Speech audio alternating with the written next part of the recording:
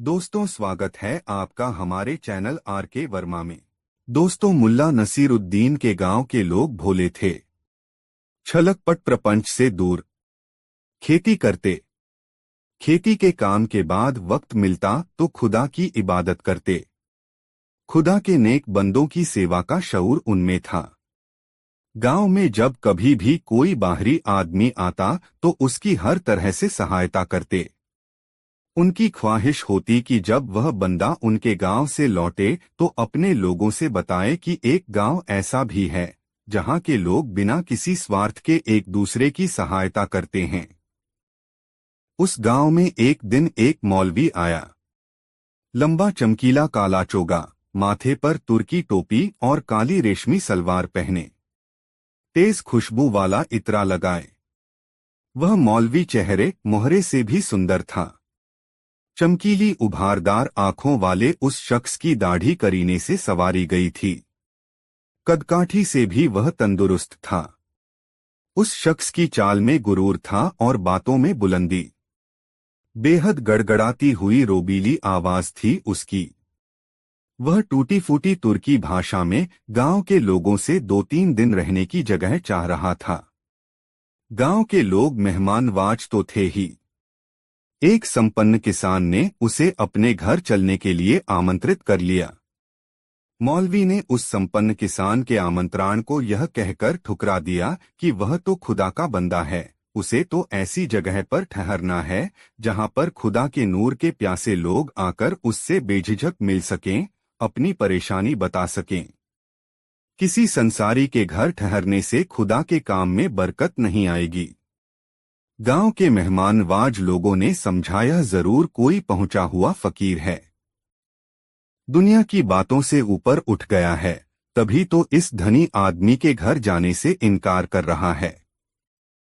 गांव वालों ने आपस में विचार कर उसके रहने की व्यवस्था गांव के चौपाल में कर दी। अपने रहने की व्यवस्था को अपने मन के माकूल पाकर मौलवी ने गुंजीली आवाज और अटपटी भाषा में उनके प्रति अपना आभार जताया। लोग उसकी बात तो नहीं समझ रहे थे, मगर बोलने के साथ साथ हो रहे अंग संचालन से वे समझ रहे थे कि यह व्यक्ति उनके प्रति आभार व्यक्त कर रहा है। फिर उस मौलवी ने बहुत नाटकीय अंदाज से आसमान की तरफ हाथ उठाकर गुंजीली आवाज में कुछ कहा, फिर सजदे में झुक गया। जब वह सजदे से उठा तो ग्रामीणों से मुखातिब होकर टूटी फूटी तुर्की में बोला, परवरदिगार बहुत नरम दिल है, वह सबके गुनाह माफ करता है और जो जहां है उसके लिए वहीं उसके लायक भोजन का प्रबंध करता है। वह चींटी से लेकर हाथी तक के भोजन का इंतजाम करता है, मगर कभी उनके पास एहसान जताने नहीं जाता है और न सोचता है कि किसको क्या दे दिया। मौलवी की बात सुनकर गांव के लोग श्रद्धा से भर गए। वाह, कितना पहुंचा हुआ आदमी है! इसकी आंखों की चमक बताती है कि इसने जीवन के रहस्य को समझ लिया है। इसके पास बैठने से कितना सुकून मिलता है। गांव के लोग मौलवी के सामने विनयपूर्वक बोले, जनाब, आप भोजन में क्या पसंद करेंगे? हम लोग आपके लिए आपकी पसंदीदा वस्तु लेकर शाम को पहुंच जाएंगे। आप भोजन करने के बाद हम जाहिलों को थोड़ी ज्ञान की बातें इसी तरह सुनाना ताकि हमारी आत्मा पर बैठी धूल हटे, हम भी ज्ञान के आलोक से दमकें। फिर गांव वालों ने मौलवी से कुछ भेंट स्वीकार करने की गुजारिश भी की। गांव वालों की गुजारिश सुनकर मौलवी ने अपनी गुंजीली आवाज में कहा, मेरी कोई इच्छा नहीं। तुम लोगों की इतनी श्रद्धा है कि मैं नहीं कह पा रहा हूं। बस अपनी श्रद्धा के मुताबिक जो लाना चाहो ले आना। भोले ग्रामीणों को यह स्वीकृति खुदा की देन जैसी महसूस हुई और वे आपस में बातें करते हुए अपने घरों की तरफ जाने लगे। देखा, इसको कहते हैं लोभ और मोह से मुक्त हो जाना। अरे, पहुंचे हुए लोग खुद के लिए नहीं जीते, उन्हें पाने की कोई कामना नहीं होती, वे देने के लिए पाते हैं। जो जैसा देता है खुदा के घर से वैसा ही पाता है। फिर चर्चा चल पड़ी कि मौलवी के लिए कौन क्या लाएगा। किसी ने कहा कि वह तंदूरी रोटी लाएगा तो किसी ने कहा मुर्ग मुसल्लम। किसी ने शाही हलवा बनवाने की बात कही तो किसी ने शाही पनीर बनवाने का बीड़ा उठाया। ग्रामीण खुश थे कि उन्हें एक पवित्र आत्मा की सेवा करने का मौका मिल रहा है। मुल्ला नसीरुद्दीन उस दिन गांव से बाहर गया हुआ था। शाम को जब वह गांव की गलियों से गुजर रहा था तो उसने महसूस किया कि प्रायः हर घर से पकवानों की खुशबू उठ रही है। वह दिमाग पर जोर डालने लगा मगर उसे यह याद नहीं हो पाया कि आज कोई त्योहार है। उसने मन ही मन सोचा, आज न तो कोई तीज त्योहार है और न किसी की शादी, फिर क्यों हर घर से पकवानों की खुशबू आ रही है। ऐसा पहले तो कभी नहीं हुआ। यही सोचते हुए वह अपने घर पहुंचा। घर में प्रवेश करते ही उसे अपने घर से भी जाफरानी बिरयानी की खुशबू उमड़ती सी लगी। उसने सोचा, अच्छा तो गांव की हवा हमारे घर में भी फैल चुकी है। चलो देखें माजरा क्या है। वह सीधे रसोई में पहुंचा। जाफरानी सुगंध से रसोई महमह कर रही थी। बिरयानी बनाने में उसकी बेगम इतनी मशगूल थी कि उसे इस बात का एहसास तक नहीं हुआ कि मुल्ला नसीरुद्दीन रसोई में आकर खड़ा हो गया है। अचानक वह कुछ लेने के लिए मुड़ी, तब मुल्ला नसीरुद्दीन को देखकर चौंकी और उसके मुंह से हठात निकला, अरे तुम आ गए, मुझे तो पता ही नहीं चला। उसके तुरंत बाद उसने उत्साहपूर्वक सूचना दी, जानते हो, अपने गांव में खुदा का एक नेक बंदा आया है। सचमुच खुदा का नूर बरसता है उस पर। शरीर और सेहत से मस्त मलंग है वह। किसी का कुछ लेना उसे पसंद नहीं। गांव वालों के सामने ही रहमत मियाँ उसे अपने घर ले जा रहे थे मगर उसने उनके यहाँ जाने से इनकार कर दिया। कहा, मैं तो खुदा का बंदा हूँ, किसी के घर कैसे ठहर सकता हूँ। मैं तो ऐसी जगह ठहरूंगा जहां गरीब से गरीब आदमी भी मुझसे मिल सके। गांव वालों ने उसे चौपाल में ठहराया है। वहां कोई भी उससे मिल सकता है। मैं यह बिरयानी उसके लिए ही बना रही हूं। तो वह किसी से कुछ नहीं लेता और तुम उसके लिए बिरयानी बना रही हो? मुल्ला नसीरुद्दीन ने अपनी बेगम से पूछा। उसकी आवाज में व्यंग्य का पुट था। हाँ सच्ची, उसकी बेगम मासूमियत से बोली। और उस शख्स पर खुदा का नूर बरसता है? मुल्ला नसीरुद्दीन ने पूछा। हाँ सच्ची, उसी मासूमियत से बेगम ने जवाब दिया। तुमने उसे देखा है? मुल्ला नसीरुद्दीन ने संजीदगी से सवाल किया। नहीं, मैंने नहीं देखा है। मुझे तो नसीरा बेगम ने बताया कि गांव के कई घरों में उसके लिए खाना तैयार हो रहा है। पता नहीं किस खुशकिस्मत के घर का खाना मौलवी साहब कबूल करें, बेगम ने तत्परता से बताया। मुल्ला नसीरुद्दीन ने हंसते हुए कहा, और इसलिए तुम सोने से भी महंगे जाफरान का इस्तेमाल कर उसके लिए बिरयानी बनाने में जुटी हो कि वह खुशकिस्मती तुम्हें हासिल हो जाए, है न? तुम मेरा मजाक क्यों उड़ा रहे हो? मैंने क्या गलत किया? गांव के हर घर से उस पवित्र आत्मा के लिए कुछ न कुछ पकवान उसके पास जाएगा। अपने घर से न जाता तो अच्छा नहीं लगता ना? तुम अभी अपने कपड़े नहीं बदलना। बिरयानी तैयार है। मैं उसके लिए बिरयानी निकाल देती हूँ। मैंने जायके का पूरा ख्याल रखकर यह बिरयानी बनाई है।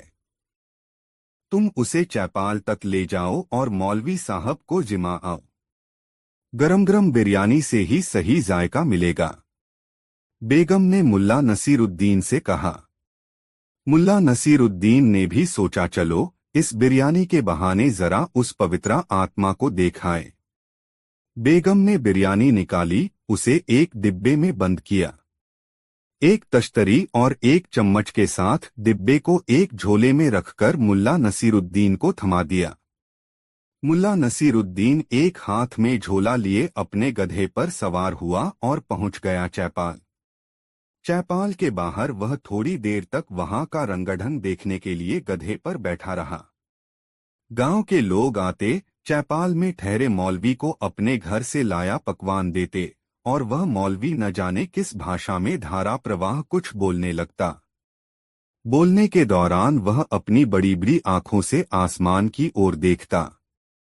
उसके चेहरे पर रहस्यमय मुस्कान खेलने लगती और वह अपनी दोनों भुजाएं फैलाकर टूटी फूटी तुर्की भाषा में बोलता, खुदा बहुत रहमदिल है। वह सबके लिए सोचता है। कायनात में जो जहां है उसके लिए वही भोजन भेजता है, चाहे वह चींटी हो या हाथी। मुल्ला नसीरुद्दीन ने थोड़ी देर तक मौलवी का यह नाटक देखा और वह समझ गया कि यह फरेबी इंसान अपने को ज्ञानी और ध्यानी प्रमाणित करने के लिए इस प्रकार का आचरण कर रहा है। भोले भाले ग्रामीण मौलवी के इस अंदाज पर फिदा थे और वे मौलवी को जाते समय भेंट देने की योजना बना रहे थे। चूंकि मुल्ला नसीरुद्दीन को वे लोग एक समझदार आदमी मानते थे, लोगों ने उसे वहां देखकर घेर लिया और उससे पूछने लगे, मुल्ला साहब हमें बताइए, इस पवित्र आत्मा को हम लोग मिलकर ऐसी कौन सी भेंट दें कि इन्हें यहाँ से जाने के बाद भी हमारी याद बनी रहे। जिस समय ग्रामीण मुल्ला से ये बातें कर रहे थे, ठीक उसी समय किसी ग्रामीण के द्वारा दिया पकवान स्वीकार करते हुए मौलवी ने टूटी फूटी तुर्की में जोर से कहा, तू यहाँ देता है और तेरा दिया वहाँ जमा होता है। वहाँ कहते समय मौलवी ने अपनी एक उंगली आसमान की तरफ उठा दी। मौलवी के इसी अंदाज पर मुल्ला नसरुद्दीन को वह नौटंकीबाज और धूर्त लगा था। मुल्ला नसीरुद्दीन ने कहा, जरा मैं भी पवित्र आत्मा से बातें कर लूं, तब आप लोगों को बताऊंगा कि उसे भेंट स्वरूप क्या दिया जाना चाहिए। इतना कहकर मुल्ला नसीरुद्दीन ग्रामीणों के घेरे से निकलकर पवित्र आत्मा के पास पहुंच गया और वहीं एक किनारे बैठ गया, चुपचाप। अब ग्रामीणों ने पवित्र आत्मा से उपदेश देने की विनती की। मौलवी अपनी जगह पर खड़ा होकर थोड़ी देर तक उपदेशात्मक लहजे में बोला और ग्रामीणों की तरफ संतुष्ट दृष्टि से देखा, मगर ग्रामीण केवल उसकी आवाज से सम्मोहित थे और बोलने के अंदाज से समझ रहे थे कि उसने कोई बड़ी बात कही है, कोई शानदार सीख दी है। ग्रामीणों को अपनी ओर अपलक निहारते हुए देखकर मौलवी ने कहा, लगता है आपको मेरी बातें समझ में नहीं आई। फिर उसने टूटी फूटी तुर्की भाषा में ग्रामीणों से कहा, यह खुदा ही है जिसने इस खूबसूरत दुनिया को बनाया, सूरज को रोशन किया, चांद तारे बनाकर आसमान को सजाया। हमें उसकी शान में झुकने की आदत डालने की जरूरत है। आओ हम सब उसकी शान में झुकें कि वह हमें सांस लेने के लिए भरपूर हवा देता है, हमारी प्यास बुझाने के लिए जगह नदियां बहाता है। धरती के ऊपर ही नहीं, धरती के भीतर भी पानी पहुंचाता है। वह आदमी का ही नहीं, कीटों का भी रखवाला है। आओ हम सब उसकी शान में झुक जाएं। इतना कहकर मौलवी ने सजदे की मुद्रा बनाई तो सारे ग्रामीण सजदे में झुक गए। इसके बाद मौलवी चैपाल में चला गया। मुल्ला नसीरुद्दीन को छोड़कर बाकी ग्रामीण मौलवी का प्रशस्ति गान करते हुए लौट गए। मुल्ला नसीरुद्दीन उस मौलवी के पास पहुंच गया।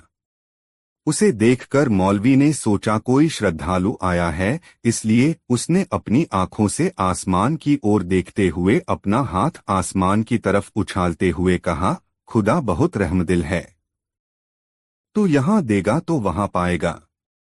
मुल्ला नसीरुद्दीन ने मौलवी की तरफ देखते हुए कहा, मैं खुदा का बंदा हूँ पवित्र आत्मा, और तुमसे बड़ा नौटंकीबाज। मुल्ला नसीरुद्दीन ने यह बात तुर्की में कही और इसके बाद फर्टीदार अरबी बोलते हुए मुल्ला नसीरुद्दीन ने न जाने क्या कुछ कहा जिसे वह मौलवी समझ नहीं पाया, मगर मुल्ला ने बोलते समय जो भाव मुद्राएं अपनाई उसे देखकर कोई भी समझ सकता था कि वह कोई पहुंचा हुआ फकीर है। इसके बाद मुल्ला फिर से तुर्की में बोलने लगा, अब आप समझ चुके होंगे कि आपकी तरह मैं भी नहीं समझ में आने वाली भाषा में तकरीरें कर सकता हूँ और ऐसी भंगिमाएं बना सकता हूँ जिससे लोगों को भ्रम हो जाए कि मैं कोई सिद्ध पुरुष हूँ, और ऐसा मैं कई तरह से कर सकता हूँ। इसके बाद मुल्ला नसीरुद्दीन रूसी में फर्टीदार भाषण देने लगा। वह प्रवचन की मुद्रा में रूसी बोल रहा था और उसकी भंगिमाएं महात्माओं जैसी थीं। हतप्रभ था मौलवी। उसने सपने में भी नहीं सोचा था कि गांव में उसे शेर को सवा से मिल जाएगा, किंतु मुल्ला नसीरुद्दीन ने जो नहले पर दहला मारा था उससे उसकी बोलती बंद हो गई थी। अपनी बातों से मुल्ला नसीरुद्दीन मौलवी को इतना पीट चुका था कि उसके मुंह से बोल नहीं फूट रहे थे। यह सब कर चुकने के बाद मुल्ला नसीरुद्दीन ने बहुत अदब से मौलवी के सामने झुकते हुए कहा, अब आप समझ चुके होंगे कि खुदा के इस नेक बंदे में ऐसे और भी कई लाजवाब फन मौजूद हैं। मेरी एक आवाज से जूतों की बरसात होने लगती है और आवाज थोड़ी तीखी हो जाए तो जूते डंडों में तब्दील हो जाते हैं। यदि मेरा यह फन भी देखना है तो सुबह का इंतजार कीजिए। सुबह हमारे गांव के लोग आपके लिए भेंट और चढ़ावा लेकर आएंगे। इतना कहकर मुल्ला नसीरुद्दीन अपने गधे पर उल्टा बैठ गया और गधा उसके घर की तरफ चल पड़ा। टपट पटपाक टपट पटपाक। गधा मौलवी से दूर होता जा रहा था और मौलवी की तरफ मुंह किए गधे पर बैठा मुल्ला नसीरुद्दीन हाथ हिलाता जा रहा था। मौलवी उसे अपलक देख रहा था। दूसरे दिन जब ग्रामीण उस पवित्रा आत्मा के दर्शन के लिए आए तो पाया कि चौपाल सूना पड़ा है। मौलवी का कहीं कोई अतापता नहीं है। वह तो पोल खुल जाने के भय से रात को ही उड़नछू हो गया था। दोस्तों, कहानी कैसी लगी कमेंट में जरूर बताएं। दोस्तों, गधे के कानों में न जाने कैसे अपने मालिक की कातर आवाज पड़ गई और वह उछलकर बड़ी ही इंकलाबी आवाज में रेंका। फिर वह खूंटा तोड़कर अपने मालिक की ओर भागा। जैसे ही वह बरसाती से बाहर की तरह लपका, वैसे ही एक बड़ा ढोल भी उसके साथ साथ आने लगा। दरअसल अंधेरे में बिना देखे भाले नसरुद्दीन ने उसे एक ढोल के कुंदे से बांध दिया था। यह वह ढोल था जिसे त्योहारों आदि के मौके पर बजा जाकर चाय खाने का मालिक अपने ग्राहकों को आकर्षित करता था। वही ढोल एक पत्थर से जा टकराया, फलस्वरूप एक तेज आवाज हुई। गधे ने पीछे मुड़कर देखा। इस बार ढोल दाईं ओर एक बच्ची से टकरा गया। फिर तेज आवाज हुई, ढम। गधे ने सोचा कि कोई शैतान उसके मालिक को छोड़कर उसके पीछे आ रहा है। अब उनकी खैर नहीं। यह ख्याल मन में आते ही वह भयभीत हो उठा और बुरी तरह रेंकता हुआ पूंछ उठाकर बाजार की ओर भागा। रास्ते में करीब 50 से 60 ऊंटों का एक काफिला चीनी मिट्टी के बर्तन और तांबे की चादरें लादे चला आ रहा था। उन ऊंटों ने बुरी तरह रेंकते और धमकने गमकने वाले इस जानवर को अपनी ओर आते देखा तो वे भी घबराकर इधर उधर भाग निकले। घबराहट और देनरतीच भागने के कारण उन पर रखा सामान जमीन पर गिर गिरकर चकनाचूर होने लगा। अजीब सी हौलनाक आवाजें वातावरण में सुनाई देने लगीं। बाजार से दूर जो लोग थे उन्होंने समझा कि बाजार में बलवा हो गया है। आथ वे जिधर मुंह उठा उधर ही भाग लिए और फिर देखते ही देखते पूरे बाजार में ही नहीं बल्कि आसपास की गलियों में भय और आतंक छा गया। खनखनाहट, रेंकना, टिनटिनाहट, बर्तनों के गिरने की आवाज, चीख पुकार, बिल्कुल नर्क जैसा माहौल बन गया था। ऊंटों और घोड़ों के अंधाधुंध भागने से कितने ही तंबू और चायखानों की बरसातियां उखड़ गई थीं। इस खौफनाक शोर को सुनकर कितने ही लोग सोते से जाग गए थे और अधनंगे हो इधर उधर भाग लिए। घरों दुकानों में रोशनियां गुल हो गईं। भागने वाले अंधेरे में कभी किसी से भिड़ जाते तो कभी किसी जानवर की दुलत्ती खाते। दहशतनाक चीख पुकार मची हुई थी चारों तरफ। वे लोग समझ रहे थे कि कयामत का दिन आ गया है। मुर्गे पंख फड़फड़ाकर अजीब सी आवाज में चिल्लाने लगे। बकरियां और मेढ़े मिमियाने लगे थे। शोरगुल बढ़ता बढ़ता शहर की घनी आबादी तक जा पहुंचा था। शहर की चारदीवारी पर लगी तोपें दगने लगीं। शहर के पहरेदारों ने समझा कि कोई दुश्मन बुखारा में दाखिल हो गया है। महल के पहरेदारों ने समझा कि बगावत हो गई है। वहां से भी तोपें दागी जाने लगीं। शहर की मीनारों से मुल्ला सहमी हुई आवाजों में दुआएं मांगने लगे। सभी ओर अफरातफरी मची हुई थी। किसी को समझ में नहीं आ रहा था कि क्या हुआ और वह कहाँ जाए, क्या करे। अपने महल में अमीर भौचक कासा सिपहसालारों पर गर्ज बरस रहा था। मगर क्या हुआ, कैसे हुआ, यह सब केवल एक शख्स ही जानता था और वो था मुल्ला नसरुद्दीन। वह बौखलाए ऊंटों व घोड़ों से बचताबचाता उस दिशा में भाग रहा था जिधर यह खौफनाक शोर पैदा करता उसका गधा। भागा जा रहा था, मगर लाख कोशिशों के बावजूद वह गधे को पकड़ नहीं पाया। उसकी यह दौड़ तब तक चलती रही जब तक कि उसके गधे और ढोल को जोड़ने वाली रस्सी टूट न गई। रस्सी के टूटते ही ढोल लुढ़ककर ऊंटों की ठोकरों में जा पहुंचा। ऊंट उससे बचने के लिए हड़बड़ी में चायखानों के छप्पर, शामियाने और खोखे गिराते चले गए। फिर ऐसा हुआ कि एक मोड़ पर अचानक मुल्ला नसरुद्दीन और उसका गधा एक दूसरे के आमने सामने आ गए। गधे के मुंह से झाग निकल रहा था और वह बुरी तरह हांफ रहा था। मुल्ला नसरुद्दीन हालांकि स्वयं भी हांफ रहा था, मगर ऐसे में उसने एक पल की भी देर करना उचित नहीं समझा और गधे की रस्सी पकड़कर पीछे की ओर खींचते हुए बोला, आ चल, उधर चलते हैं, यहाँ तो बेतुका शोर हो रहा है। यह देखकर उसे आश्चर्य हो रहा था कि गधे जैसे छोटे से पशु के पीछे यदि एक ढोल बांधकर छोड़ दिया जाए तो यह मामूली सा पशु भी कितनी बड़ी तबाही ला सकता है। अबे, देखा तूने क्या कर डाला। यह सच है कि ये बवाल फैलाकर तूने मुझे सिपाहियों से बचाया है, फिर भी बहुत से गरीब इस अफरातफरी में तबाह हो गए होंगे और उन बेचारों को संभलते संभलते सुबह हो जाएगी। खैर, अब हमें कोई ऐसी जगह तलाशनी होगी जहां हमारे आराम में किसी प्रकार का कोई विघ्न न पड़े। और फिर वह सोचने लगा कि ऐसी कौन सी जगह है जहां वे दोनों चैन से रात गुजार सकें।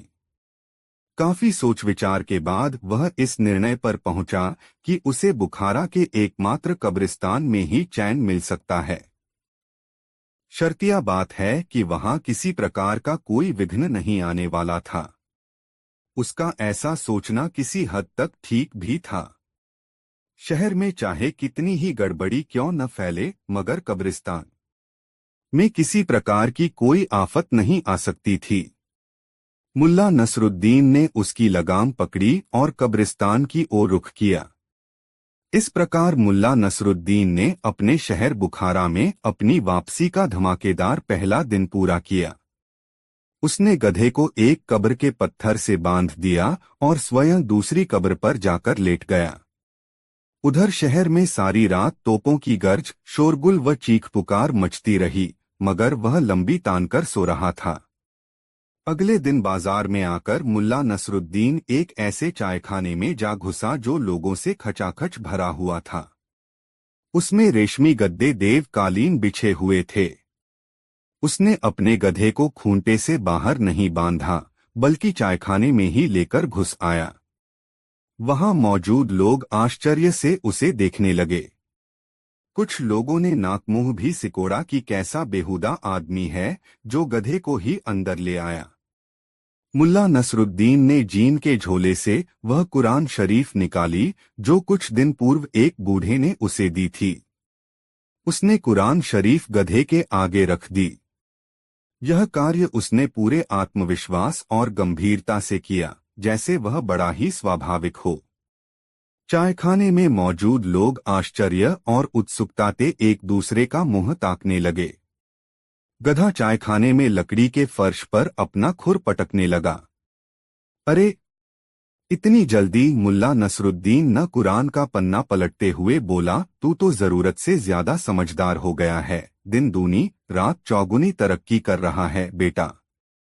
यह देखकर चायखाने का तुंदियल मालिक फौरन उठकर उसके पास आया और बोला, सुन ए भले मानुष, क्या तुझे यह जगह गधे के लाने के लायक दिखाई देती है? और तूने यह धार्मिक ग्रंथ खोलकर इसके सामने क्यों रखा है? मेरे दोस्त, मैं इस गधे को धर्म ज्ञान सिखा रहा हूँ। मुल्ला नसरुद्दीन ने बड़े ही आत्मविश्वास से कहा। हमारा कुरान शरीफ का सबक पूरा होने वाला है।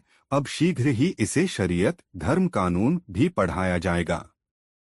चाय वाले की आंखें फटी और मुंह खुला का खुला रह गया।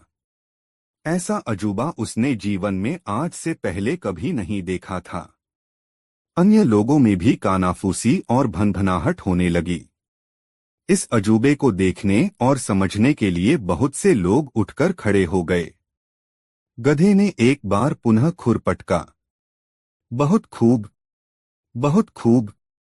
मुल्ला नसरुद्दीन ने पुनः पन्ना पलटा। मेरे बेटे, बस थोड़ी सौ कसर रह गई है, तू जरूर अरबी मदरसे में उस्ताद बनने के काबिल हो जाएगा।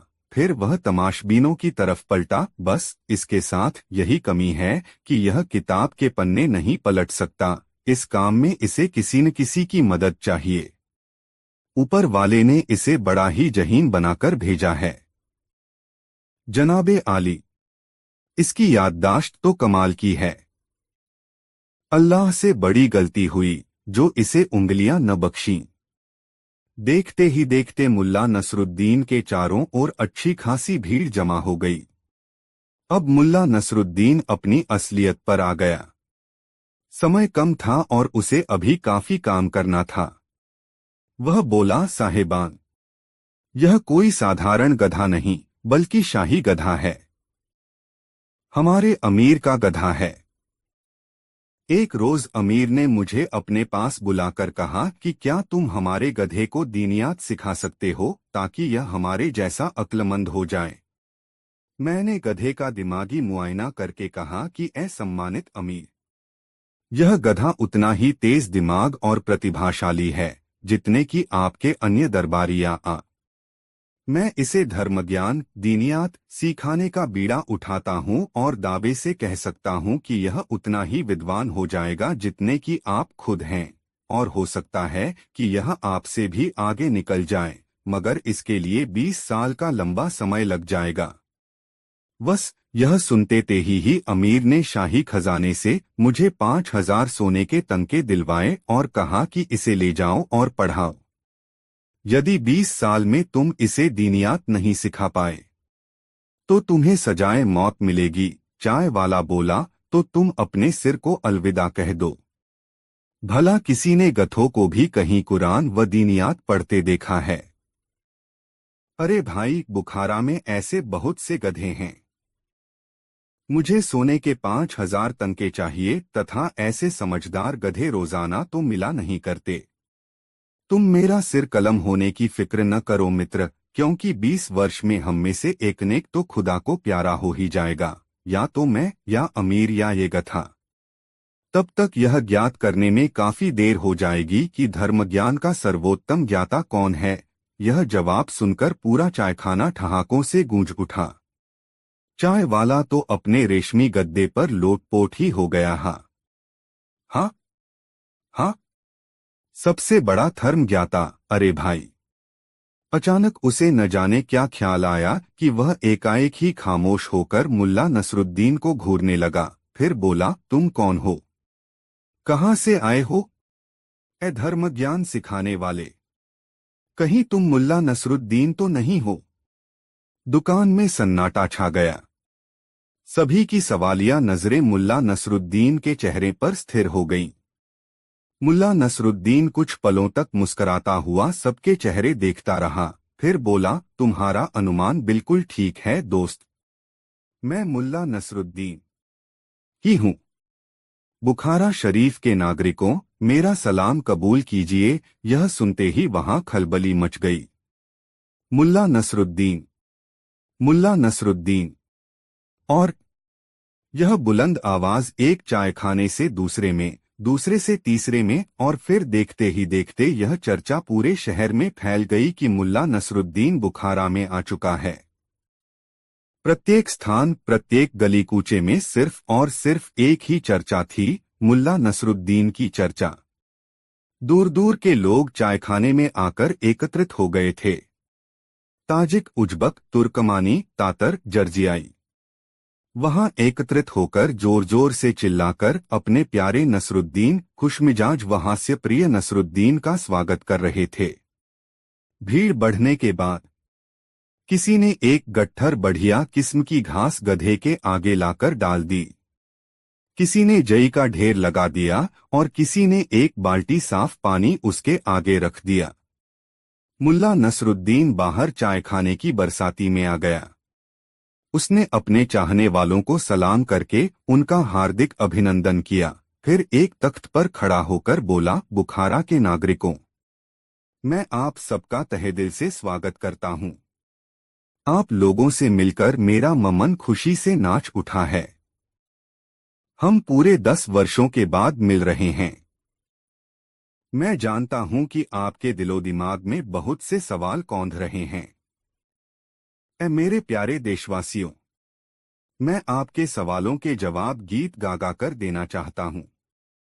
कहकर उसने पास ही रखा मिट्टी का एक घड़ा उठा लिया, उसका पानी फेंककर खाली किया और उसे बजा बजाकर गीत गाने लगा। मुल्ला नसरुद्दीन ने जब से होश संभाला था तब से वह अमीरों, सूदखोर आदि के अत्याचारों को गीतों के रूप में गा गा कर जनता के सामने रखता था। अपनी कविताओं और गीतों में उसने अमीर और सूदखोरों पर करारे व्यंग्य कसे थे। अंत में वह लोगों से कहता कि जिस प्रकार एक रोज पाप का घड़ा फूटता है, उसी प्रकार अमीर का घ फूटता है। घमंड भी एक न एक दिन अवश्य ही चूर चूर हो जाएगा और जनता को उसके अत्याचारों से मुक्ति मिलेगी। यह कहकर वह घड़े को धरती पर पटककर चूर चूर कर देता था। इस बार भी गीत की समाप्ति पर उसने ऐसा ही किया। फिर जनता से मुखातिब होकर बोला, दोस्तों, नयाज कुम्हार को सूदखोर और अमीर के बेरहम फैसले से बचाने की कोशिश करनी चाहिए, उसकी मदद करनी चाहिए। आप लोग मुल्ला नसरुद्दीन को भली भांति जानते हैं कि वह सही समय पर लोगों का कर्ज चुका देता है। क्या कोई मुझे कुछ समय के लिए 400 तनके दे सकता है? यह सुनकर एक भिश्ती तेजी से आगे बढ़ा और बोला, भाई मुल्ला नसरुद्दीन, हम गरीबों के पास भला इतना धन कहाँ है? हमारा सारा धन तो भारी भारी कर चुकाने में ही चला जाता है, लेकिन मेरा यह नया पटका आप ले लो, शायद इससे कुछ मिल जाए। यह कहकर उसने अपना नया पटका मुल्ला नसरुद्दीन के कदमों में डाल दिया। इसके साथ ही लोगों में सरगोशियां सी होने लगीं। फिर जैसे एकाएक ही सामूहिक आंदोलन सा फैल गया। देखते ही देखते उसके कदमों में पगड़ी, पटके, रुमाल, जूते और बर्तनों आदि का ढेर लगने लगा। तुंदियल चाय वाले ने भी 2 बेहतरीन चायदानियां व तांबे की 2 तश्तरियां लाकर उसके कदमों में रख दी। देखते ही देखते सामान का बड़ा सा ढेर हो गया। बुखारा के नेक व रहमदिल नागरिकों, मुल्ला नसरुद्दीन बोला, बस बहुत सामान हो गया। अब मैं नीलामी शुरू करता हूँ। यह रहा भिश्ती का पटका, जो इसे खरीदेगा उसे प्यास नहीं सताएगी। ये रहे कुछ मरम्मत किए पुराने जूते जो कि मक्का हो आए हैं। इन्हें पहनने वाले को जियारत, तीर्थ यात्रा का सुख मिलेगा। ये सभी सामान बहुत सस्ते में बिक रहा है, जल्दी करो।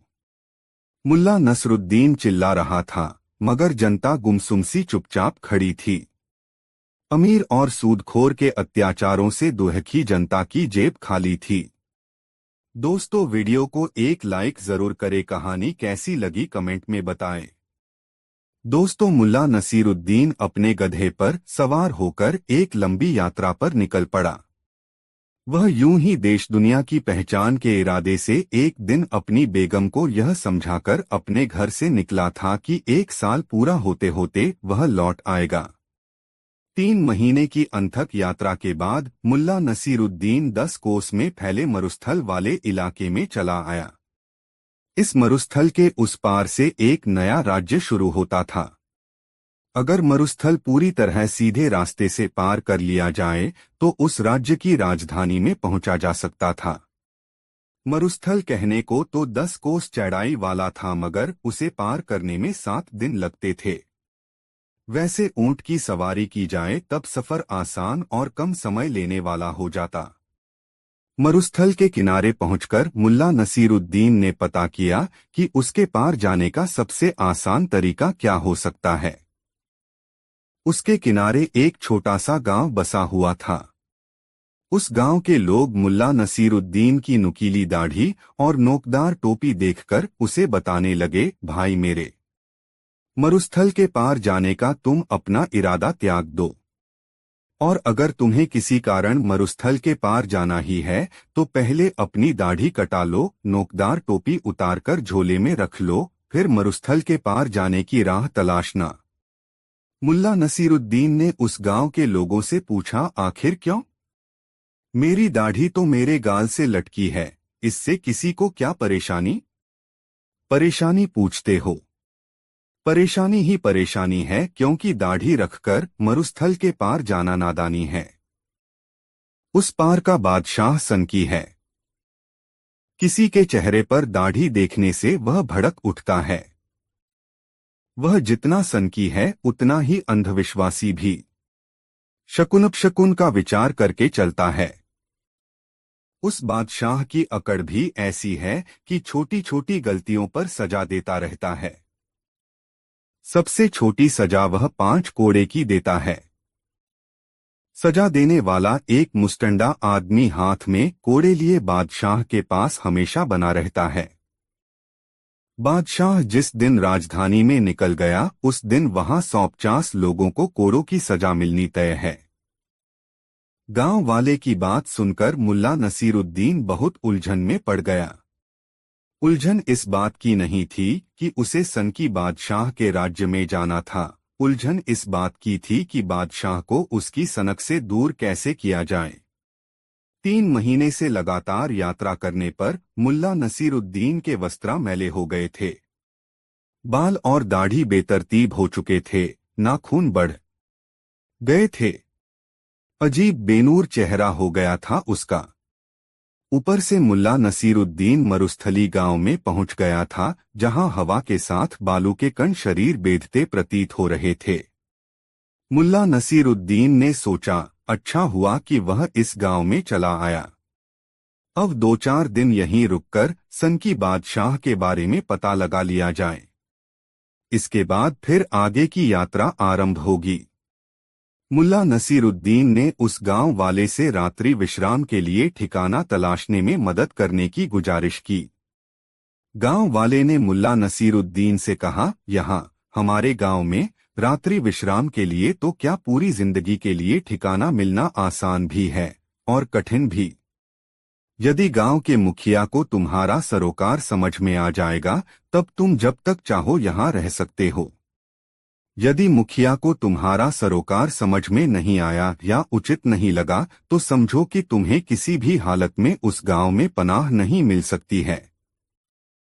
तुम चाहो तो तुम्हारी मुलाकात मैं गांव के मुखिया से करवा सकता हूं। ठीक है, ऐसा ही सही, मुल्ला नसीरुद्दीन ने उस गांव वाले से कहा। मतलब? गांव वाले ने पूछा। मतलब यह कि तुम मुझे अपने मुखिया से मिला दो।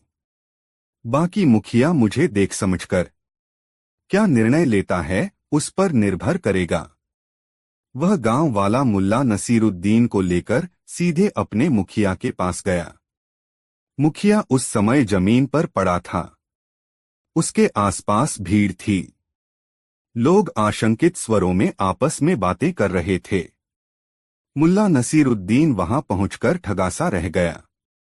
वह समझ नहीं पा रहा था कि माजरा क्या है। उसने साथ चल रहे गांव वाले युवक से पूछा, अरे भाई, अब तक हम लोग एक दूसरे का नाम नहीं जान पाए। मेरा नाम मुल्ला नसीरुद्दीन है। तुम्हारा नाम क्या है? जी, मेरा नाम साजिद है। आप मुझे सज्जो भी बुला सकते हैं। मेरे अब्बू अम्मी मुझे लाड़ से सज्जो ही बुलाते हैं, उस गांव वाले आदमी ने कहा। अच्छा सज्जो, जरा देखकर बताओ कि माजरा क्या है? यहां इतनी भीड़ क्यों लगी है? थोड़ी देर के लिए वह युवक, जिसका नाम साजिद था, भीड़ में खोया सा गया और जब वह भीड़ से बाहर निकला तो हाफता हुआ सीधे मुल्ला नसीरुद्दीन के पास पहुंचकर कहने लगा, गजब हो गया। मुल्ला साहब गजब हो गया। मुखिया को खेत में मचान बांधते समय सांप ने काट लिया है और वह दर्द से छटपटाते हुए बेदम सा हो गया है। इतना सुनना था कि मुल्ला नसीरुद्दीन ने बिजली जैसी तेजी दिखाई और भीड़ को चीरता हुआ उस स्थान पर पहुंच गया जहां मुखिया जमीन पर पड़ा कराह रहा था। मुल्ला नसीरुद्दीन ने भीड़ को तुरंत मुखिया से दूर हो जाने के लिए कहा, भाइयों हटो, हवा आने दो। अभी मुखिया को साफस्वच्छ वायु की जरूरत है। मुल्ला नसीरुद्दीन ने अपने कंधे से टंगी झोली में से एक डोरी निकाली और मुखिया के पांव पर जहां सांप कांटे का निशान था उससे कुछ ऊपर डोरी बांधते हुए कहा, आप घबराएं नहीं मुखिया जी, सांप का विष मैं निकालूंगा आपके शरीर से। ऐसे भी सभी सांप जहरीले नहीं होते, बस आप हिम्मत न हारें। मुखिया अब तक सवालिया निगाहों वाले लोगों की भीड़ से घिरा हुआ था। काफी देर से उससे लोग यही पूछ रहे थे, क्या हुआ मुखिया जी, मगर चार किसी के पास कोई निदान नहीं था। इतनी देर में ऐसा पहली बार हो रहा था कि कोई आदमी उससे कुछ ऐसा कह रहा था जिससे उसे यह भरोसा हो कि उसके जीवन की रक्षा हो सकती है। मुखिया ने मुल्ला नसीरुद्दीन को देखकर याद करने की कोशिश की कि वह कौन है, किंतु वह उसे याद नहीं कर पाया और सोचा कि सांप कांटे का मंत्रा जानने वाला होगा। उसे सांप काट लेने की खबर फैलने के कारण किसी दूसरे गांव से आया होगा। उसी समय मुल्ला नसीरुद्दीन ने गांव वालों से एक चाकू और आग जलाने के लिए लकड़ी मंगवाई। गांव के लोग उत्सुकता से मुल्ला नसीरुद्दीन की कारगुजारियों को देख रहे थे। उसने पहले आग जलाई, फिर उसमें चाकू के फाल को लाल होने तक तपाया और फिर मुखिया के पांव में पड़े सांप के दांत के निशान के पास एक गहरा चीरा लगा दिया। चीरा लगने से मुखिया तड़प उठा। मुखिया को चीखता देखकर मुल्ला नसीरुद्दीन ने कहा, मुखिया जी, खुदा का शुक्र है कि आपके शरीर में जहर नहीं फैला है। आपकी आंखें चमक रही हैं, सांसें सही ढंग से चल रही हैं। मैंने सांप कांटे के स्थान पर लंबा चीरा लगा दिया है, खून रिसने दें। फिर खुद अपने हाथ से घाव वाले स्थान पर दबाव डालकर मुखिया के पांव से खून निकालने की कोशिश करने लगा। उसकी इस कोशिश से मुखिया दर्द से बिलबिला गया। थोड़ी देर के बाद मुल्ला नसीरुद्दीन मुखिया के पास से उठ गया और खेत के किनारे किनारे थोड़ी दूरी तक गया तथा एक पौधे के पत्ते तोड़ने लगा। जल्दी ही मुल्ला वहां से मुट्ठी भर पत्ते लेकर लौट आया और अपनी तलहथी पर उसको मसलने लगा। जब उसे अच्छी तरह मसल चुका तब उसका रस मुखिया के घाव पर टपकाना शुरू किया। मुखिया का कराहना रुक गया। मुल्ला नसीरुद्दीन ने देखा घाव से खून का रिसाव भी रस के प्रभाव से रुक गया है।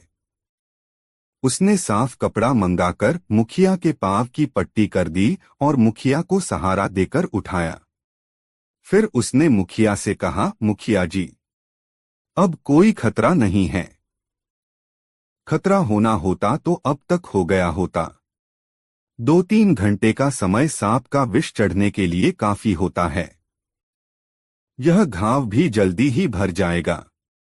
मुखिया मुल्ला नसीरुद्दीन से प्रभावित था।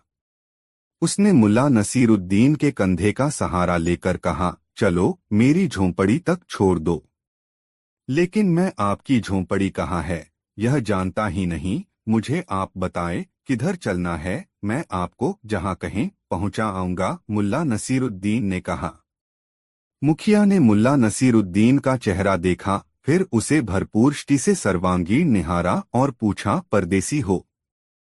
जी हाँ मुखिया जी, परदेसी हूँ और साजिद के साथ आपके पास इस गांव में 2-4 रोज ठहरने की इजाजत लेने के लिए आया था, मुल्ला नसीरुद्दीन ने कहा। साजिद? साजिद? अच्छा वो सजजो? तुम उसे कैसे जानते हो? मुखिया ने मुल्ला नसीरुद्दीन से पूछा। जैसे आपको जानता हूँ। कोई परिचय नहीं है, फिर भी परिचय है। कोई सरोकार नहीं है, फिर भी सरोकार है, मुल्ला नसीरुद्दीन ने सरलता से कहा। उसके चेहरे पर मासूमियत विराज रही थी। मुखिया मुल्ला नसीरुद्दीन का कंधा थामे अपनी झोंपड़ी की ओर चल रहा था। थोड़ी ही देर में वह अपनी झोंपड़ी के सामने था। उसने मुल्ला नसीरुद्दीन से पूछा, परदेसी, तुम्हारा नाम क्या है? मेरा नाम मुल्ला नसीरुद्दीन है। मुल्ला नसीरुद्दीन मुखिया कई बार यह नाम उच्चरित किया और अचानक चैंक कर पूछने लगा, मुल्ला नसीरुद्दीन? कहीं बुखारा वाला मुल्ला नसीरुद्दीन तो नहीं? हाँ, वही, मुल्ला नसीरुद्दीन ने कहा। अरे मुल्ला नसीरुद्दीन, आप मेरी झोंपड़ी में मेहमान बनकर जब तक चाहे रहें। यह तो हमारा सौभाग्य है कि आप हमारे घर मेहमान होंगे। मुल्ला नसीरुद्दीन को उस गांव में रहने की इजाजत मिल गई और मरुस्थल के उस पार के राज्य और वहां के सनकी बादशाह के बारे में सटीक जानकारियां देने के लिए मुखिया की आत्मीयता प्राप्त हो गई। दूसरे दिन मुल्ला नसीरुद्दीन ने मुखिया के घाव की पट्टी बदली। उस समय वह मुखिया को देवदूत की तरह लग रहा था। पट्टी बदल देने के बाद उसने मुखिया से कहा, 2-3 दिन में ही घाव भर जाएगा, आप चिंता न करें। मुझे अब कोई चिंता नहीं हो रही है। तुम अब मेरे पास हो, यही मेरे लिए बहुत है। मुखिया शाम तक पूरी तरह खुद को स्वस्थ महसूस करने लगा। तब उसने साजिद को बुलवाया। साजिद के आने पर मुखिया ने उससे कहा, सज्जो, जानते हो तुम जिस अजनबी को लेकर आए, वह अजनबी बुखारा की जानीमानी हस्ती है। एक बहुत बड़ा विद्वान और समझदार व्यक्ति। आज से तुम उसकी सेवा और सहयोग के लिए उसके साथ रहो। वह जिधर जाना चाहे ले जाओ और जो कुछ भी देखना चाहे उसे दिखाओ। मुल्ला नसीरुद्दीन उस समय झोंपड़ी के बाहर टहलते हुए मुखिया के पांव के घाव के लिए औषधीय पौधे की तलाश कर रहा था। वह 2 मुट्ठी औषधीय पत्ते तोड़कर मुखिया की झोंपड़ी में आया। तब मुखिया ने उससे कहा, मुल्ला नसीरुद्दीन, अभी से आपकी सेवा सहायता के लिए मैंने साजिद को तैनात किया है। आपको जिस चीज की जरूरत हो निःसंकोच उससे कहना। मुझे शायद किसी चीज की जरूरत नहीं पड़े। भोजन और शयन की व्यवस्था आपने कर दी है। इससे ज्यादा मुझे कुछ चाहिए नहीं। आपके पांव के घाव भर जाएं तब तक मैं यहाँ रुकूंगा। इसके बाद मरुस्थल पार के राज्य में जाऊंगा। सुना है वहां के लोग अपने बादशाह से परेशान हैं और उसे सनकी मानते हैं। मुल्ला ने मुखिया से कहा, अच्छा, तो इस गांव में रुकने का तुम्हारा यह मकसद था? मुखिया ने मुल्ला नसीरुद्दीन की आंखों में झांकते हुए कहा। थोड़ी देर तक मुखिया चुप रहा और फिर मुल्ला नसीरुद्दीन से कहने लगा, मुल्ला नसीरुद्दीन, मेरी समझ से बादशाह अंधविश्वासी हो गया है। उसका अंधविश्वास ही उसकी सनक का कारण है। अंधविश्वास? कैसा अंधविश्वास है बादशाह को?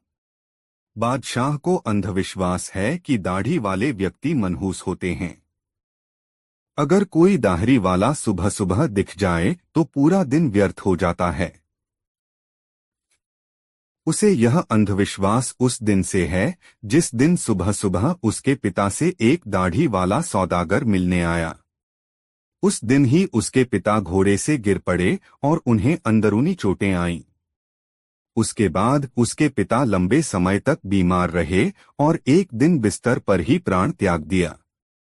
उस समय ज्योतिषी, नजूमी वगैरह की खूब चली। यह नजूमियों की ही कारस्तानी है कि बादशाह के दिमाग में कूट कूट कर अंधविश्वास भर दिया गया है।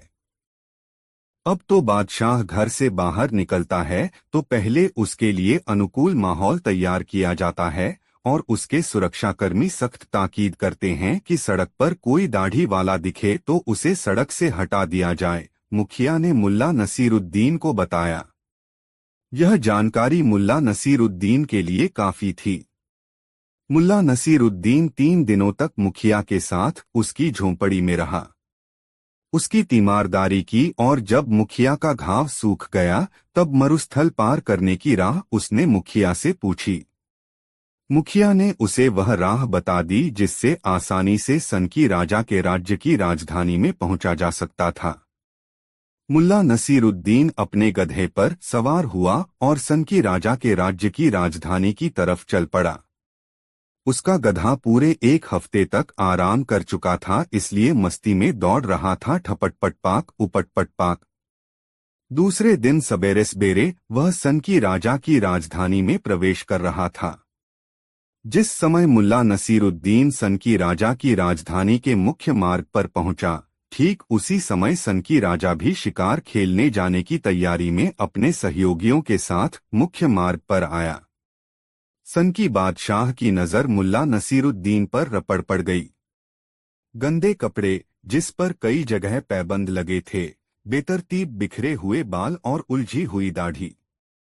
मुल्ला पर नजर पड़ते ही बादशाह क्रोध से चीख पड़ा, अरे कोई है, हटाओ इस मनहूस को मेरी आंखों के सामने से, लगाओ इसको 5 कोड़े की, फिर कभी मेरी राह के बीच में आने की यह कोशिश भी न करे। मुल्ला नसीरुद्दीन ने चीख चीख कर कहा, बादशाह सलामत, मेरे कपड़े गंदे हैं और बेशक मेरे बाल व मेरी दाढ़ी बेतरतीब है, मगर मेरा विश्वास करें, मैं मनहूस नहीं हूँ। मगर तब तक बादशाह का मुस्टंडा आकर मुल्ला नसीरुद्दीन को 5 कोड़े लगा गया। कोड़े की मार से मुल्ला नसीरुद्दीन बेदम होकर उस सड़क के किनारे गिर पड़ा और देर तक वहीं पड़ा रहा। सनकी बादशाह अपने कुनबे के साथ भुनभुनाता हुआ चल पड़ा शिकार के लिए। जंगल में प्रवेश करते ही बादशाह के सामने अपने झुंड से बिछड़ा हुआ एक हिरण आ गया। बादशाह ने धनुष पर बाण चढ़ाया और निशाना साधकर छोड़ दिया। हिरण बाण से बिंधकर वहीं ढेर हो गया। बादशाह को स्मरण हो आया कि 5 कोड़े खाने वाले शख्स ने कहा था, वह मनहूस नहीं है। बादशाह ने सोचा, वाकई वह आदमी मनहूस नहीं है। मैं बरसों से जंगल आता रहा हूँ शिकार खेलने के लिए, मगर ऐसा संयोग कभी नहीं हुआ कि जंगल में प्रवेश करते ही शिकार मिल जाए। बादशाह ने उस दिन बाघ के शिकार का कार्यक्रम बनाया था। जंगल से गुजरने वाली नदी के किनारे एक पेड़ पर बादशाह के लिए पहले से मचान बना हुआ था। बादशाह के आने के बाद एक मेमना वहां बांधा गया। बादशाह अपने सहयोगियों के साथ मचान पर चढ़ गया। अभी बादशाह को मचान पर चढ़े कुछ देर ही हुआ था कि मेमना मेमे करता हुआ पूरी ताकत से रस्सी तोड़कर भागने की कोशिश करने लगा। बादशाह ने देखा, एक बाघ पानी पीने के लिए नदी किनारे आ रहा था और मेमने पर नजर पड़ते ही वह वहीं घात लगाकर ठहर गया। बाघ अपने शिकार को देख रहा था और बादशाह और उसके सहयोगी अपने शिकार को। बादशाह ने धनुष पर बाण चढ़ाया और उसके सहयोगियों ने भी। बादशाह के इशारा करते ही एक साथ कई बाणों से बिंध गया बाघ और देखते ही देखते वहीं ढेर हो गया। बादशाह ने सोचा, वह आदमी ठीक ही कह रहा था कि वह मनहूस नहीं है। बेकार ही उसे कोड़े पड़े। यहाँ तो यह सिद्ध हो रहा है कि उसका चेहरा अपशकुनी कतई नहीं, बल्कि उसे देखकर आने के कारण जंगल में बिना प्रयास के शानदार शिकार मिल गया। बादशाह और उसके सहयोगी हिरण और बाघ के शिकार को अपने साथ घोड़े पर लादकर राजधानी की तरफ बढ़ने लगे। इतनी जल्दी शिकार मिल जाने का उन्हें उत्साह था। वे खुश खुश लौट रहे थे। जब वे लोग राजधानी के मुख्य मार्ग पर आए तब बादशाह को याद आ गया कि इसी सड़क के मुहाने पर उसके कहने से एक निर्दोष गधा सवार को कोड़ों से मारा गया। इस समय भी मुल्ला नसीरुद्दीन बेदमसा उसी स्थान पर पड़ा था। बादशाह अपने सहयोगियों के साथ जब उस स्थान पर पहुंचा तो अचानक उसने अपना घोड़ा रोक लिया और घोड़े से उतरकर उसने मुल्ला नसीरुद्दीन से कहा, मुसाफिर, तुमने ठीक कहा था, तुम मनहूस नहीं हो। देखो, आज तुम्हें देखकर जंगल जाने से हमें कितना शानदार शिकार मिला। मुल्ला नसीरुद्दीन ने कराहते हुए बादशाह से कहा, बादशाह सलामत, आप मेरे चेहरे नहीं अपने चेहरे के बारे में सोचिए कि वह कैसा है जिसे सुबह सुबह पहली बार देखने के बाद मुझे अकारण कोड़े खाने पड़े। और मेरी हालत यह हो गई कि जमीन से उठ पाना भी मुश्किल हो गया है। मुल्ला नसीरुद्दीन की बात सुनकर बादशाह बहुत लज्जित हुआ और मुल्ला नसीरुद्दीन को वहां से उठवाकर अपने महल में ले आया, जहां बादशाही चिकित्सक के इलाज से वह जल्दी ही ठीक हो गया। जब उस राज्य से मुल्ला नसीरुद्दीन अपने गांव की ओर लौटने लगा, तब तक बादशाह अपनी सनक से आजाद हो चुका था। दोस्तों, कहानी कैसी लगी कमेंट में जरूर बताएं। दोस्तों, मुल्ला नसीरुद्दीन जिस गांव में रहता था, उस गांव की कुछ विशेषताएं थीं। गांव के लोग एक आचार संहिता का पालन करते थे, जैसे दूसरे के खेत की फसल पर कोई हाथ नहीं लगाता था। किसी के भटके मवेशी को उसके सही मालिक के पास पहुंचाना ग्रामीणों का फर्ज था। किसी के घर में यदि बेटी का विवाह हो तो दहेज में देने के लिए कोई न कोई वस्तु हर घर से विवाह वाले घर में पहुंचता था। इसी तरह लावारिश पड़ी वस्तुओं के लिए भी नियम बने हुए थे। एक नियम था कि यदि राह में किसी को कोई वस्तु गिरी हुई मिले तो उसे 3 बार आवाज देकर पूछना जरूरी था कि यह वस्तु किसकी है। यदि किसी ने उस वस्तु पर अपना दावा कर दिया तो उससे उचित प्रमाण लेकर वह वस्तु उसे सौंप दी जाती थी। इन नियमों में बंधे ग्रामीण आपस में हिलमिलकर रहते थे। गांव में अमन चैन था। एक बार की बात है, मुल्ला नसीरुद्दीन काम से अपने गांव से बाहर गया हुआ था और रात गए अपने गधे पर सवार होकर लौट रहा था। गांव की सीमा में उसने प्रवेश किया ही था कि आकाश में बादल छा गए। फिजा नम हो गई। तेज बवंडर सा उठा और बवंडर के कम होते ही बूंदाबांदी होने लगी। मुल्ला नसीरुद्दीन का गधा जैसे ही अपने घर की गली में घुसा, आसमान में बिजली चमकी और मुल्ला की नजर जमीन पर गिरी एक अंगूठी पर पड़ी। मुल्ला ने बिजली की चमक में पलक झपकते ही देख लिया अंगूठी में हीरा जड़ा था और बिजली की चमक के समय उस हीरे से किरणें छिटकती महसूस हुई थीं, जिसका मतलब था कि हीरा उच्च कोटि का है। हीरे की समझ मुल्ला नसीरुद्दीन को भी थी। मुल्ला नसीरुद्दीन ने गधे को वहीं रोक दिया और अंगूठी को उठा लिया। अंगूठी में जड़ा हुआ नग उस समय भी चमक रहा था। लेकिन उस गांव में रहने के कारण मुल्ला नसीरुद्दीन भी उन्हीं नियमों से बंधा हुआ था जिन नियमों का पालन गांव के लोग करते थे। अंगूठी पर मुल्ला नसीरुद्दीन मुग्ध हो गया था और उससे कतई जुदा होना नहीं चाहता था, मगर नियमों की बाध्यता थी कि उसे 3 बार पुकारना था, यह अंगूठी किसकी है। मुल्ला नसीरुद्दीन ने इस नियम का पालन करते हुए धीरे से पूछा, यह अंगूठी किसकी है। बारिश की महीन झड़ी लगी हुई थी, जिससे एक अजीब सा शोर उत्पन्न हो रहा था, इसलिए मुल्ला की आवाज किसी ने नहीं सुनी। मुल्ला ने थोड़ी देर के बाद हाथ में अंगूठी लिए पुकारा, यह अंगूठी किसकी है। जिस समय मुल्ला नसीरुद्दीन आवाज लगा रहा था, ठीक उसी समय जोरों से बिजली कड़की और थोड़ी देर तक कड़कड़ाती रही। मुल्ला की आवाज बिजली की कड़क में दब गई। मुल्ला वहीं बड़ा रहा। मध्य रात्रि बीत चुकी थी और तमाम लोग सोए हुए थे। मुल्ला नसीरुद्दीन नियमों के तहत अंगूठी के लिए 2 बार आवाज लगा चुका था और अब तीसरी बार आवाज लगाने की तैयारी में था। वर्षा तेज हो चुकी थी। मुल्ला नसीरुद्दीन का गधा भीग रहा था। मुल्ला भी पानी से सराबोर हो चुका था। उसने अंगूठी को अपनी उंगली में डालकर देखा। बिल्कुल सही, जैसे उसकी उंगली का माप लेकर ही यह अंगूठी बनाई गई हो। मुल्ला नसीरुद्दीन ने अंगूठी को चूमते हुए कहा, बस एक आवाज और लगा लूं, फिर सदा के लिए तुम मेरी हो जाओगी। बारिश की फुहारों में गति आ गई थी तथा बारिश के साथ साथ हवा चलने के कारण सन्न सन्न का शोर उभर रहा था। मुल्ला नसीरुद्दीन ने तीसरी बार आवाज लगाई, अरे भाइयों सुनो, यह अंगूठी किसकी है। इस बार मुल्ला नसीरुद्दीन की आवाज तेज थी। अरे भाइयों, वह कुछ ज्यादा ही दम लगाकर बोला था। फिर यह अंगूठी किसकी है, बोलते समय उसकी आवाज मध्यम हो गई थी। उसकी आवाज 2-3 पड़ोसियों ने सुनी और वे बैंके, अरे इस तूफानी रात में यह आवाज तो मुल्ला नसीरुद्दीन की है। क्या बात है? कहीं कोई आफत आ गई क्या?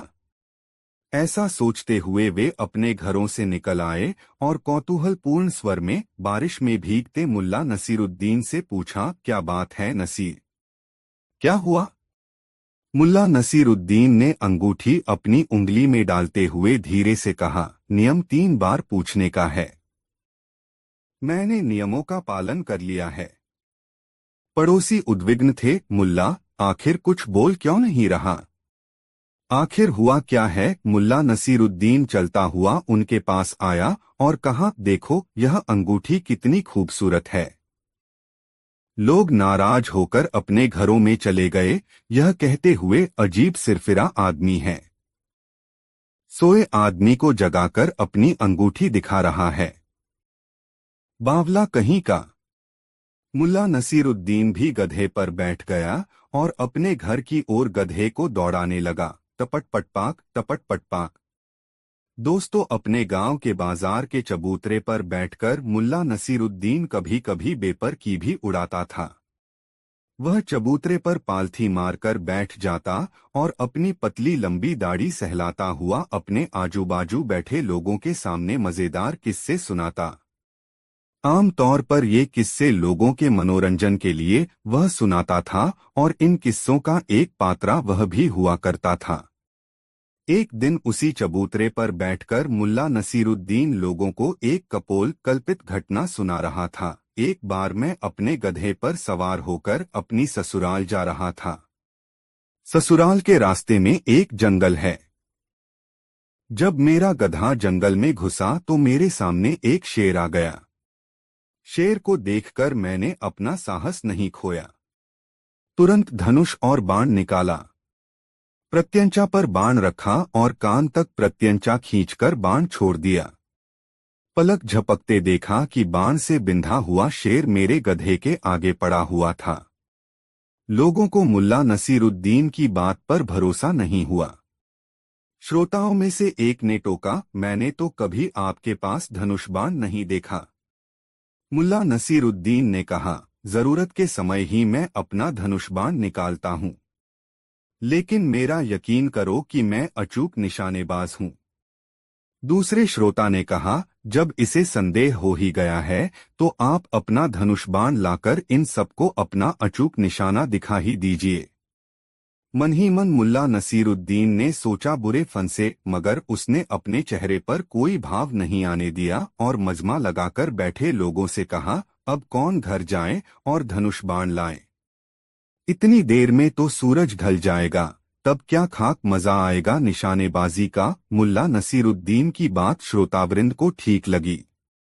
उनमें से एक श्रोता तेजी से उठा, मैं अभी तीरधनुष और लक्ष्य लेकर आता हूँ। इतना कहते कहते वह तेजी से दौड़ गया। थोड़ी ही देर में वह निशानेबाजी का सारा सामान लेकर चबूतरे के पास आया और मुल्ला नसीरुद्दीन को धनुषबाण देकर कहा, मैं लक्ष्य को सामने वाले पेड़ के तने पर लटका कर आता हूँ। मेरे आने के बाद आप अपनी निशानेबाजी दिखाना।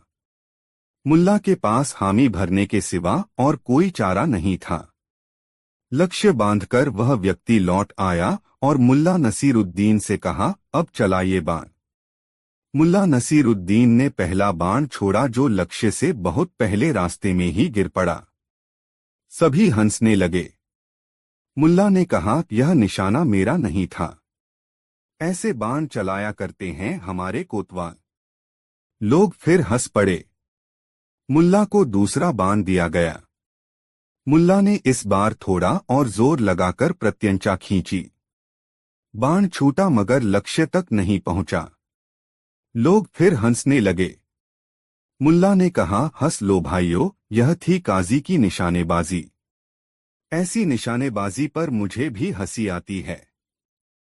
मुल्ला को फिर तीसरा बाण दिया गया। मुल्ला ने इस बार प्रत्यंचा पर बाण चढ़ाया ही था कि लोगों ने पूछना शुरू कर दिया, यह निशाना तो मुल्ला नसीरुद्दीन का है न? मगर मुल्ला नसीरुद्दीन ने उनकी बातों का कोई जवाब नहीं दिया और कान तक प्रत्यंचा खींचकर बाण छोड़ा। सन्न करता हुआ बाण लक्ष्य को भेद चुका था। बाण छोड़कर मुल्ला नसीरुद्दीन ने विजेता भाव से सबकी ओर देखा और पूछा, देख लिया न बंदे का निशाना। लोगों ने मान लिया कि मुल्ला नसीरुद्दीन निशानेबाज भी है। दोस्तों, कहानी अच्छी लगी हो तो अपने दोस्तों को जरूर शेयर करें। मुल्ला नसरुद्दीन की मजेदार कहानी, पानी के जादू से धन की प्राप्ति। दोस्तों, एक दिन मुल्ला नसरुद्दीन अपने गांव के बाहर एक छोटे से रास्ते पर जा रहा था। चलते चलते वह एक नदी के किनारे पहुंचा। नदी के किनारे खड़ा एक आदमी सिर झुकाकर बैठा था। मुल्ला ने देखा कि वह बहुत गहरी सोच में डूबा हुआ था, जैसे किसी बड़ी समस्या से जूझ रहा हो। मुल्ला उसके पास गया और बोला, क्या हुआ भाई, तुम इतने परेशान क्यों हो? आदमी ने सिर उठाया और कहा, मुल्ला, मेरी जिंदगी में सब कुछ ठीक नहीं चल रहा। मैं बहुत मेहनत करता हूँ, लेकिन फिर भी मुझे कभी वह खुशी नहीं मिलती जिसकी मुझे उम्मीद है। मुझे लगता है कि मैं कभी भी अपना सपना पूरा नहीं कर पाऊंगा। मुल्ला ने उसकी बात सुनी और सोचा, इस आदमी को थोड़ी सी उम्मीद और हिम्मत देने की जरूरत है। उसने मुस्कुराते हुए कहा, तुम जानते हो, मेरे पास एक जादुई तरीका है जिससे तुम्हारी सारी परेशानियां हल हो सकती हैं। आदमी ने हैरान होकर पूछा, जादुई तरीका? तुम क्या कह रहे हो मुल्ला? मुल्ला ने उसकी तरफ देखा और कहा, हाँ, यह एक बहुत पुराना तरीका है। तुम्हें बस मेरे साथ आना होगा और नदी के पानी से एक खास काम करना होगा। आदमी, जो पहले से ही परेशान था, अब और अधिक उत्सुक हो गया। उसने कहा, मैं तैयार हूं। बताओ मुझे क्या करना होगा।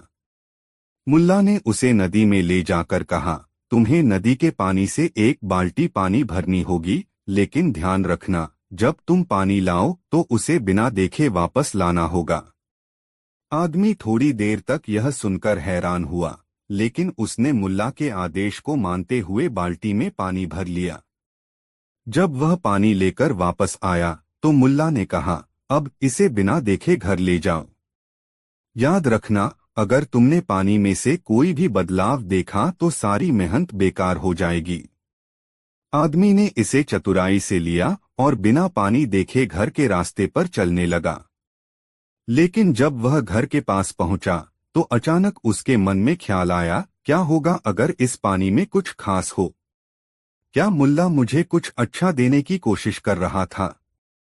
उत्सुकता और चिंता के मिश्रित भाव से उसने पानी देखा, और जैसे ही उसने बाल्टी का पानी देखा, उसे एहसास हुआ कि उस पानी में कुछ बदल चुका था। अब वह मन ही मन निराश हो गया, क्योंकि उसने मुल्ला के बताए तरीके को नहीं माना था। वह गहरी सोच में डूबा हुआ बाल्टी लेकर मुल्ला के पास वापस लौटा। उसने मुल्ला से कहा, मुल्ला, तुमने कहा था कि अगर मैंने पानी को देखा तो कुछ गलत होगा, लेकिन मैंने ऐसा किया और अब सब कुछ बिगड़ गया है।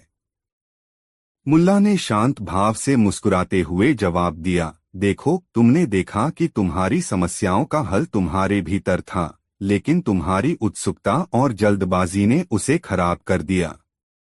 तुमने पानी को देखा क्योंकि तुम बहुत जल्दी में थे, लेकिन असल में यह पानी तुम्हारी मेहनत और धैर्य का प्रतीक था। अगर तुमने उसे बिना देखे रखा होता तो तुम्हें सफलता मिलती। आदमी ने समझ लिया और उसने मुल्ला का धन्यवाद किया।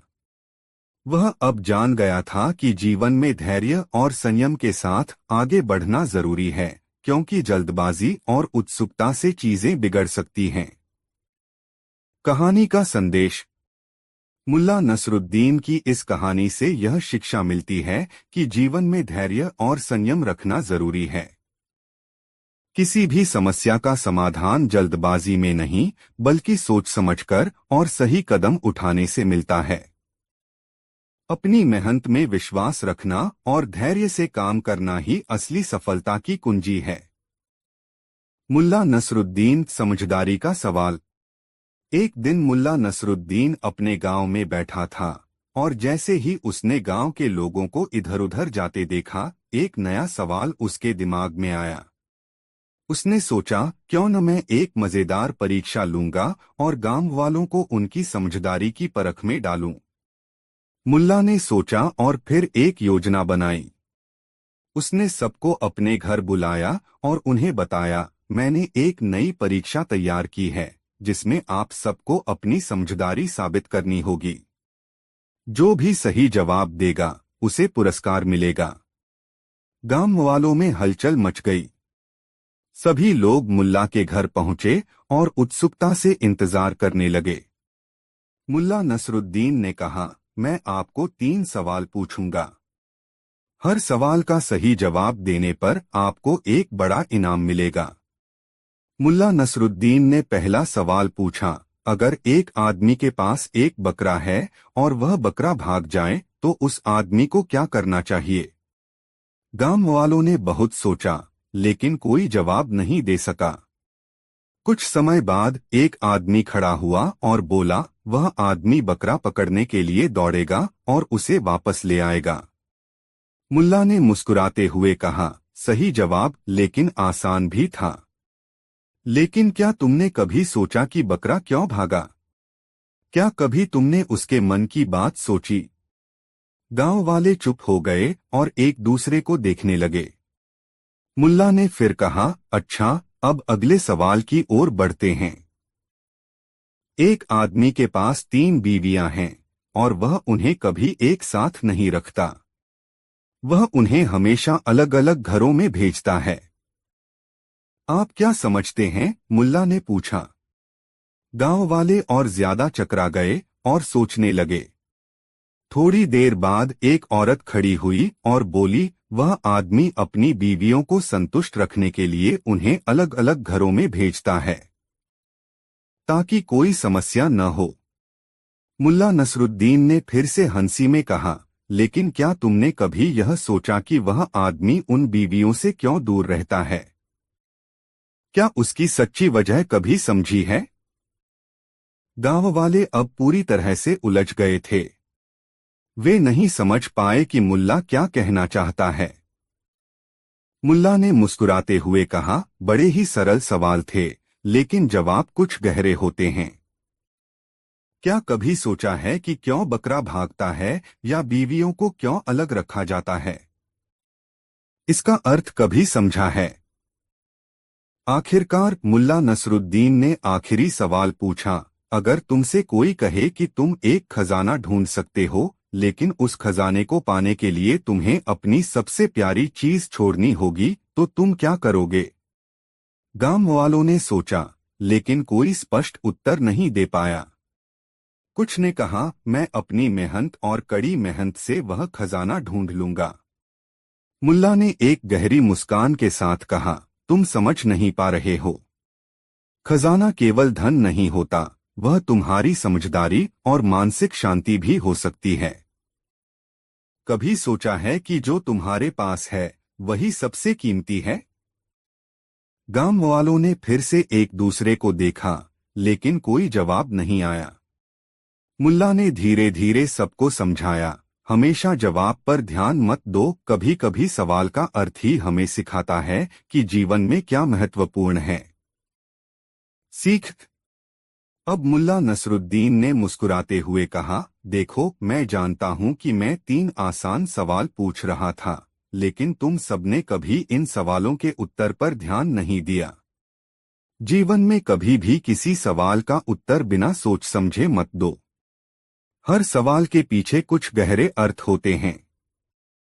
सही उत्तर सिर्फ वही होता है जो तुम्हारे अनुभव और सोच के आधार पर सही लगे। गांव वाले चुपचाप सुन रहे थे।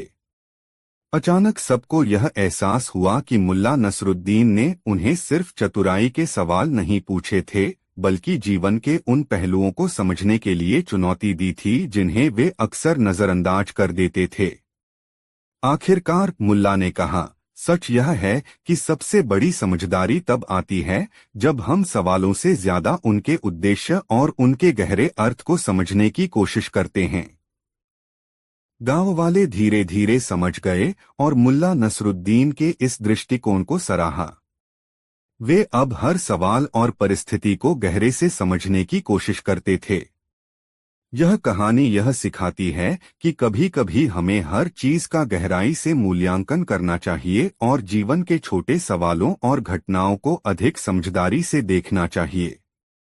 मुल्ला नसरुद्दीन का यह किस्सा काफी मशहूर है। दोस्तों, सराय के अंदर अजीब सा माहौल था। सुर्ख चेहरे वाला मोटा सा सराय का मालिक एक भिखारी नुमा व्यक्ति की गर्दन दबोचे उसे बुरी तरह झकझोर रहा था।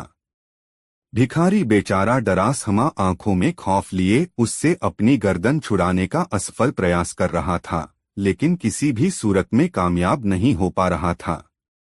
कुछ लोग इर्दगिर्द खड़े तमाशा देख रहे थे। यह देखकर मुल्ला नसरुद्दीन भला कहाँ शांत रहने वाला था। वह आगे बढ़ा और सराय मालिक से मुखातिब होकर बोला, क्यों भाई, क्या माजरा है?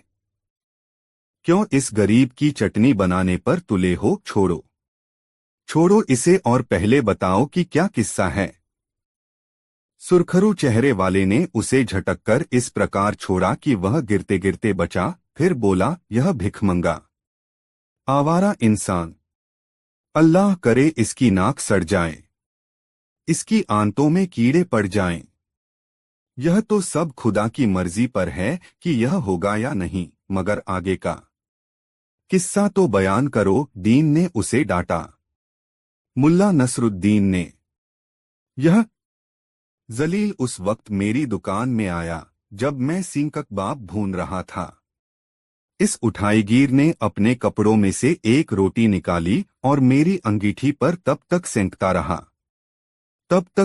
रहा जब तक कि मेरे सींग कबाब की खुशबू इसकी रोटी में रचबस न गई। जब इसकी रोटी पूरी लज्जतदार हो गई तो इसने मजे से उसे खा लिया और जाने लगा। जब मैंने इससे रोटी सेकने की कीमत मांगी तो देखिए, पूछिए इन सबसे, यह कीमत देने से साफ मुकर गया। अब आप बताइए, मेरे सींग कबाब की खुशबू क्या हराम की थी जो यह रोटी में लपेटकर निगल गया? मुल्ला नसरुद्दीन की समझ में सारी बात आ गई। उसे समझते देर न लगी कि ये सुरखरू चेहरे वाला पक्का हरामी है। मन ही मन उसने सोच लिया कि इसे सबक सिखाना ही होगा। उसने उस गरीब से मुखातिब होकर पूछा, क्यों जी, क्या यह बात सच है? डर और परेशानी के मारे उसके मुंह से कोई बोल न फूटा। वह सहमा हुआ सा खड़ा एकटक उसका चेहरा देखने लगा। उसकी आंखों में ऐसे भाव थे जैसे जिबा होने से पहले बकरे की आंखों में दिखाई देते हैं। क्या तुम्हें इतना भी इल्म नहीं कि बिना कीमत चुकाए किसी की कोई भी चीज लेना गुनाह है? मुल्ला नसरुद्दीन की यह बात सुनकर सुरखरू सराय मालिक का चेहरा खिल उठा। भिखारी को संबोधित करके वह बोला, इस काबिल और इज्जतदार नेक बंदे की बात पर ध्यान दे शैतान। कुछ सुनाया नहीं तूने? मुल्ला नसरुद्दीन ने भिखारीनुमा व्यक्ति से पूछा, क्या तुम्हारे पास पैसे हैं? भिखारीनुमा व्यक्ति ने अपने लिबास में हाथ डालकर कुछ सिक्के निकालकर मुल्ला नसरुद्दीन के हाथ पर रख दिए। सराय मालिक ने अपना आधा फुट चौड़ा चर्बीदार पंजा नसरुद्दीन के आगे फैला दिया। ठहरो ठहरो, जरा तसल्ली रखो। मुल्ला नसरुद्दीन ने उसका हाथ पीछे हटा दिया और कहा, पहले जरा अपना कान मेरे करीब लाओ। सुरखरू सराय मालिक ने अपना दायां कान मुल्ला नसरुद्दीन के आगे कर दिया। मुल्ला नसरुद्दीन उसके कान के पास मुट्ठी करके सिक्के खनखनाने लगा। कैसी है इनकी खनखनाहट? बहुत खूब, बढ़िया, मजा आ गया। मुल्ला नसरुद्दीन ने सिक्के भिखारी को दे दिए और बोला, ऐ मेरे गरीब दोस्त, हिसाब बराबर हुआ, अब तुम जा सकते हो। क्या कहा? सराय मालिक के तेवर फौरन बदल गए। उसकी आंखें लाल होकर बाहर को उबल पड़ी। क्रोध से दहाड़ा, जा सकते हो, लेकिन मेरे पैसे तो मुझे मिले ही नहीं। ज्यादा न बनो। इस बार मुल्ला नसरुद्दीन के भी तेवर बदल गए। तुम्हें तुम्हारी खुशबू की पूरी कीमत मिल चुकी है। कैसे कैसे मिल चुकी? सुरखरू चेहरे वाला चिल्लाया, फिर लोगों को संबोधित करते हुए बोला, देख रहे हैं आप लोग कैसी गुंडागर्दी हो रही है यहाँ, और आप लोग चुप हैं? ठहरो, मैं तुम्हें समझाता हूँ। आप भी सुनिए। मुल्ला नसरुद्दीन ने तमाशबीनों से कहा, तुम्हारा हिसाब बराबर इस प्रकार हो गया दोस्त कि इसने तुम्हारे सींग कबाब की खुशबू सूंघी सूंघी न? हाँ, सींग कबाब खाए तो नहीं? नहीं। बदले में तुमने इसके सिक्कों की खनखनाहट सुन ली और यह भी कहा कि मजा आ गया। कहा था कि नहीं? कहा था। तो बस हिसाब बराबर। वाह वाह, मरहबा मरहबा। लोग मुल्ला नसरुद्दीन की तारीफ करने लगे। क्या इंसाफ किया है! सराय का मालिक अग्नेय नेत्रों से मुल्ला नसरुद्दीन को घूर रहा था। इस वाकिये को सुनकर सभी जोर से हंस पड़े। मुल्ला नसरुद्दीन भी हौले हौले मुस्करा रहा था, हालांकि उसकी पलकें मुंदी हुई थीं। शोर ज्यादा बढ़ जाता इससे पहले ही एक व्यक्ति बोला, इतने जोर से मत हंसो वरना लोग समझ जाएंगे कि हम मुल्ला नसरुद्दीन की बातें कर रहे हैं। मुल्ला नसरुद्दीन सोच रहा था कि इन लोगों को इस घटना का कैसे पता चला। यह घटना बगदाद में नहीं बल्कि इस्तांबुल में घटी थी। फिर इन बगदादियों को इसकी भनक कैसे पड़ी? तभी मवेशियों के व्यापारी ने कहा, अब एक किस्सा मैं भी सुनाता हूँ। हाँ हाँ, सुनाओ। सुना जाता है कि फिर उसकी आंखों के सामने यह घटना फिल्म के दृश्यों की भांति सजीव हो उठी। दोस्तों, कहानी कैसी लगी कमेंट में जरूर बताएं। दोस्तों, यह कहानी आपको कैसी लगी कमेंट में जरूर बताएं। ऐसी और नई मजेदार कहानी सुनने के लिए हमारे चैनल आरके वर्मा को सब्सक्राइब जरूर कर लें और यह वीडियो अपने मित्रों को जरूर शेयर करें। वीडियो देखने के लिए आपका बहुत बहुत धन्यवाद। मिलते हैं किसी अगले वीडियो में, तब तक के लिए जय श्री राधे राधे। धन्यवाद।